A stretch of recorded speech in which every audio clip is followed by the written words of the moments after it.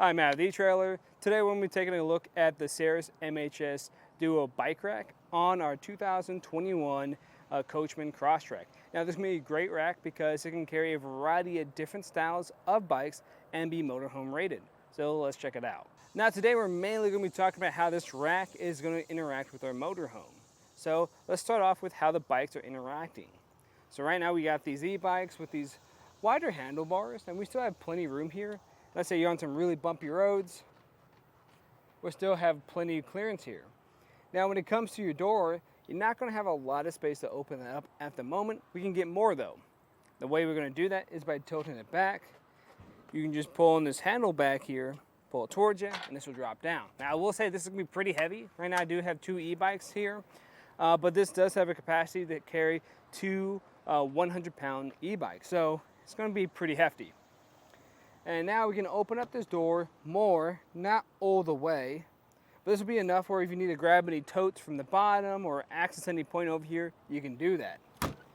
And when you have to lift it up, it's best to do this with a friend if you are maxing this out, but it is going to feel pretty ergonomic when it compared to other options.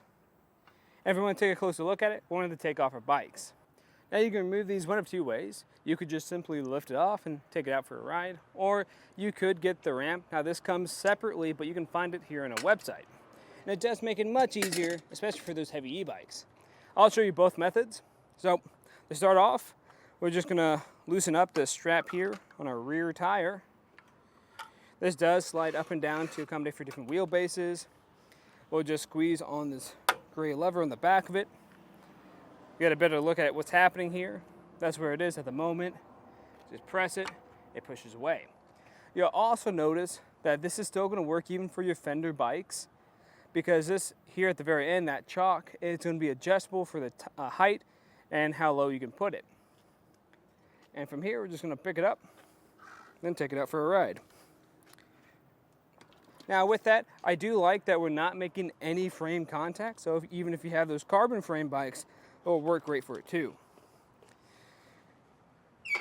Now for the other one, it's going to be a little bit of a different process. I'll move this one a little bit more out of our way. What we want to do is get that out of our way. And what I'm going to do is lower one side completely. There we go. Till it sits like this. Then we can grab the ramp, loosen these two knobs on the back of it, extend it to what we need it to be at. This is going to be the max. And at the very end, we're going to have this shape that just kind of plugs right in to the end of that tray. Just like that. With that done, then I'm going to make sure I undo this strap. Get that out of our way. And then wheel it down once we remove this front chalk. And even with these thicker tires, this moves down pretty well. You gotta watch it here at the very front though. That's why I recommend just kind of grabbing by the handles and wheeling it that way. All right, so with no bikes on here, let's get a couple measurements to see what it's gonna be like. So the first one is gonna be the ground clearance. This here is gonna be sitting at around 20 inches. So if you have some heavy e-bikes back here, it's probably going to drop down just by a little bit. So definitely keep an eye on this if you're going up any really steep inclines. Now the other measurement I'm going to get is going to be the total distance from our bumper, and that's going to be a little bit over 38.5 inches. So that is going to sit out a little bit. So if you don't have any bikes on here, you can actually fold this up to save space, so you don't make contact with anything like a garage or a parking spot. But before I do that, I wanted to showcase how much space we do have to open up this door. So even in this position, we're still barely just going to make contact right there. If we want to avoid that completely, we can tilt this back, and now we'll have this clearance to open this up completely. But I was just saying we can save space. The way we do that is by going in the opposite direction. You have two positions, this here. If you have anything on the back, that's going to make contact with it. So I'll get you that right quick. right here, this is going to be sitting at about 24 inches, but we can save a lot more room if you don't have anything that's going to make contact with. And now this is only going to be at a little bit over 14 inches, so it'll save you a lot of room. Now in this position, it is going to block a few things, so it's going to really depend on where your license plate is. If your license plate is off to the side, you're going to be fine, but it is going to be blocking our door in the back.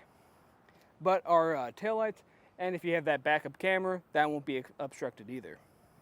And the way this is going to install is this is going to go into your 2-inch hitch receiver. You're then going to have an anti-rattle bolt that prevents it from rattling around when you're driving. And it's going to have a lock core at the very end of it to give you that extra security. We'll be using the same key that the lock cores built into the rack, your built-in bike cable locks, have too. Now in my opinion, I think this is going to be a solid choice because what's neat about this one is you can change it along the way. So let's say you really don't need the Duo tray on here, you want something a little bit more lightweight. You can trade that out with a more light duty one, and that's going to be the Uno. Or if you wanted to, you can put the Saris cargo carrier at the very end of here. So it's pretty adaptable, but what I like the most about it is just how sturdy it is, especially for your motorhomes. Now of course, if you guys have any other questions, let us know here at eTrailer. And again, I'm Matt, and thanks for watching.